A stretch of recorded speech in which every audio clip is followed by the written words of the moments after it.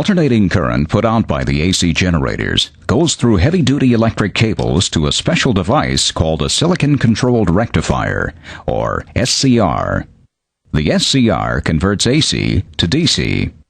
Other heavy-duty electric cables carry DC electricity to the DC motors.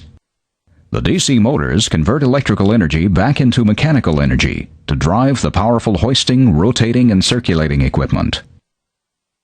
Rig owners like to use AC generators because they can be built to be very powerful for their size, which is an advantage over DC generators.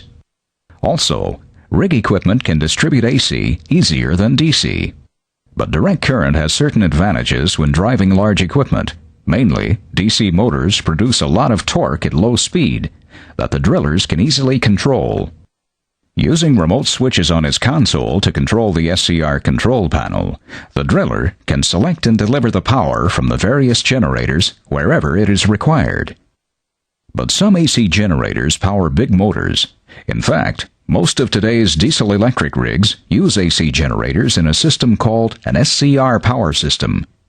Here, a large AC generator, an alternator, is connected to the diesel engine prime mover. As the engine mechanically drives the AC generator, the generator produces alternating current, or AC electricity. AC is like the electricity used in most cities and homes. Remember, an electric generator, or alternator, takes mechanical energy and creates electrical energy. An electric motor does just the opposite. It takes electrical energy and creates mechanical energy. Equipment in this electrical cabinet converts, or rectifies is the electrical term, most of the AC current produced by the AC generators into direct current. As mentioned before, rig owners usually prefer DC current for driving the very large equipment that requires precise variable speed control and high torque. The control equipment includes solid-state electrical components called silicon-controlled rectifiers, or SCRs.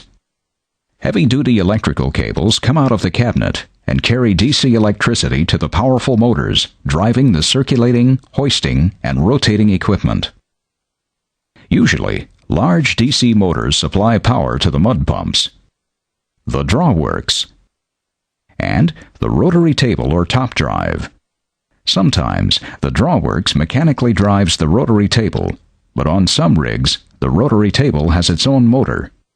The driller can control the speed of a DC motor very accurately, which is why rig owners use DC instead of AC motors. With accurate speed control, the driller can accurately set the speed the drawworks lifts, the mud pump operates, and the rotary table turns on rigs without a top drive. Various small components on a rig need power too. For instance, these two centrifugal pumps move mud from a tank to supercharge the intake of the mud pumps. In this case, it's more efficient to use small motors to power the centrifugal pumps rather than using the prime movers, hydraulic fluid, or air. Here's another AC motor. It powers the paddles on the mud agitator in a mixing tank. AC motors generally power equipment that does not require a lot of horsepower. So they vary in power from less than 1 horsepower, or 0.75 kilowatts, to more than 150 horsepower, 100 kilowatts.